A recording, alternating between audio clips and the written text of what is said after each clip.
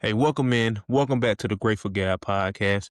Got a daily verse coming here shortly, and then I'll be getting into today's lesson. As we continue this journey with these Israelites who had just came out of Egypt, crossed the Red Sea, made a promise to Jehovah, and now we're going to look at these disobedient, ungrateful Israelites during this time of the Exodus by Jehovah God leadership and Moses' guidance for these Israelites. So lesson 24 from the lesson you can learn from the Bible book today. Again, it's titled They Broke Their Promise. And this is something that we want to pay close attention to.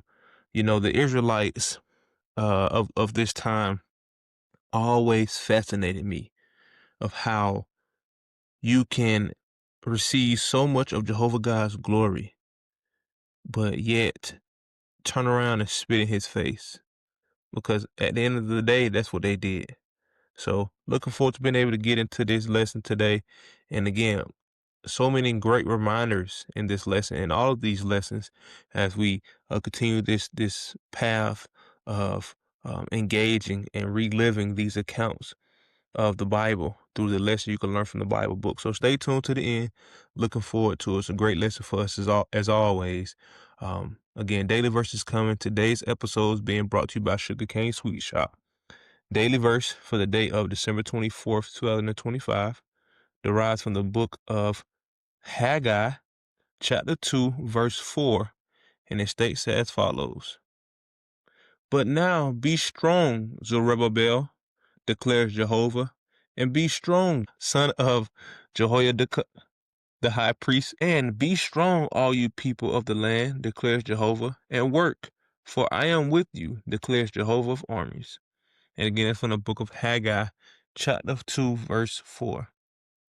And it's the son of Jehozadak. That's the name of the high priest. But I digress. So again, Haggai chapter 2, verse 4. So again, they broke their promise, right? So again, last week we got into lesson 23 about how they made a promise to Jehovah. But now we turn around, not even 40 days later, right? They had broken that vow, that promise to Jehovah God. Jehovah said to Moses, "Come up to me on the mountain. I will write my laws on stone tablets and give them to you." Moses climbed the mountain and stayed there for 40 days and nights. While he was there, Jehovah wrote the 10 Commandments on 2 stone tablets and gave the tablets to Moses. After some time, the Israelites thought that Moses had left them. They said to Aaron, "We want someone to lead us. Make a god for us." Aaron said, "Give me your gold." He melted the gold and made a statue of a calf.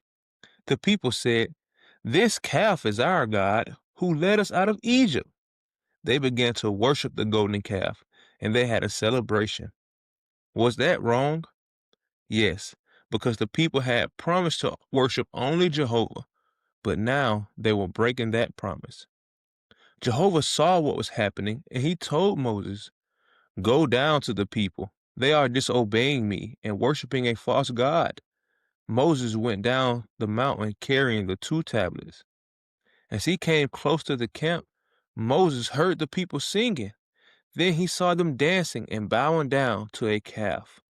Moses was very angry. He threw the 2 tablets to the ground, and they broke into pieces. He immediately destroyed the statue. Then he asked Aaron, "How did this people convince you to do this terrible thing?" Aaron said, "Don't be angry. You know how these people are. They wanted a god. So I threw their gold into the fire and this calf came out." Aaron should not have done that. Moses went back up to the mountain and pleaded with Jehovah to forgive the people. Jehovah forgave those who were willing to obey him. Can you see how important it was for the Israelites to follow Moses' leadership? Are you enjoying today's episode?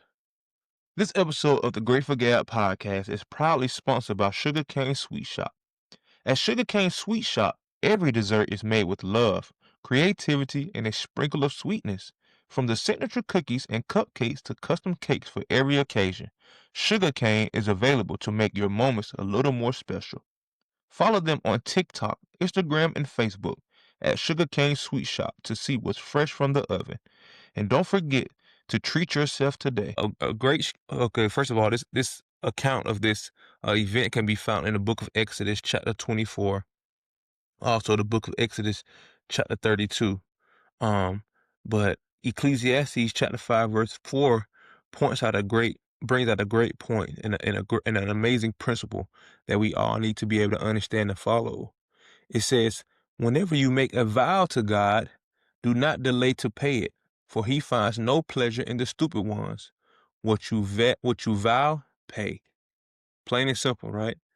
When we vow to Jehovah God, that's the vow we stick to, right? It's that marriage, that covenant. We are united.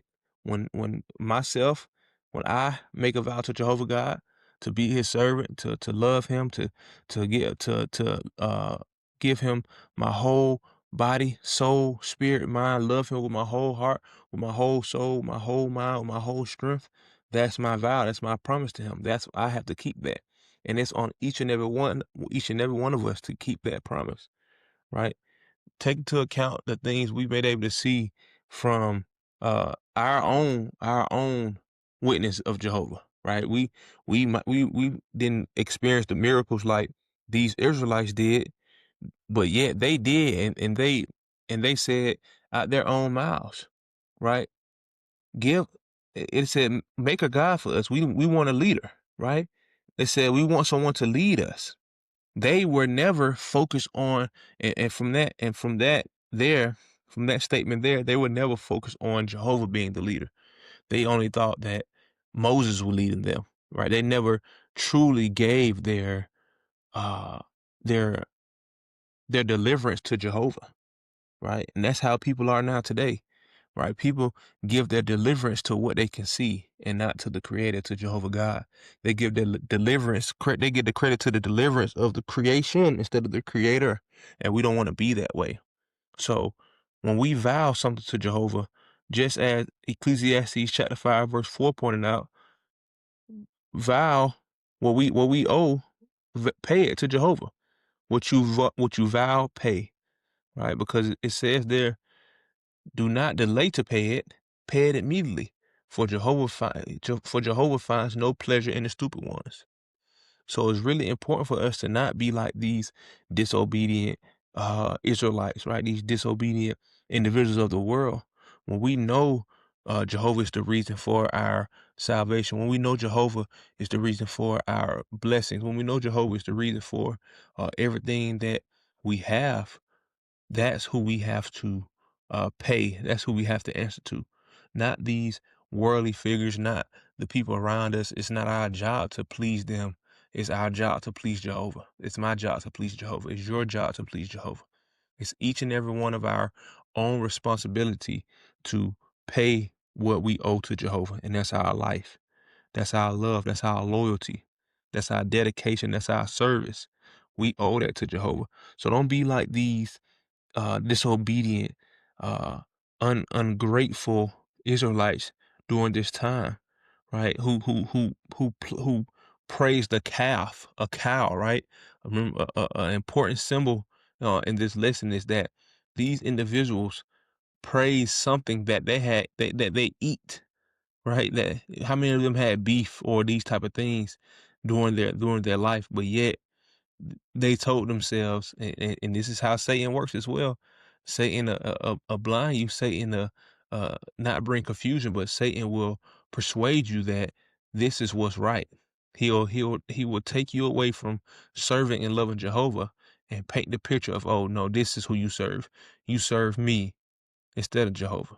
And that's what he did to those Israelites. So we don't want to be like that. We want to be able to make sure we pay what we owe to Jehovah God. Continue to keep him in mind. Continue to understand that it is because of him that we have all things. All things. So when it's moments coming about where your faith is being tested, your loyalty to Jehovah is being questioned, right? Dead it then. cut it right off completely then. Stand firm and stand according to know and let people know and let the world know that it is it is Jehovah God that I render sacred service to only, right? Just as Jesus Christ mentioned, for it is written that it is Jehovah your God, my God, our God, who I render sacred service to. Only him, nobody else. So don't break your promise to Jehovah. Remember these Israelites and how they not only seen Jehovah's blessings, they experienced it firsthand, right? But they wanted they thought and they persuaded themselves that it was a man who was doing these things. It was somebody who they could physically see, or it was something they could physically see or touch that was doing these things for them. But yet it's not. Jehovah God is a spirit creature. Jehovah God is the Almighty. Jehovah is the creator. And he brought all this physical into existence. But yet he is the one to be recognized. Even if we can't physically see him, we can look around the world, look at the things we have. It comes from his world. So something for us to think about. Again, go forward and praise and worship the creator instead of the creation. Take care of yourselves, and until next time. Peace.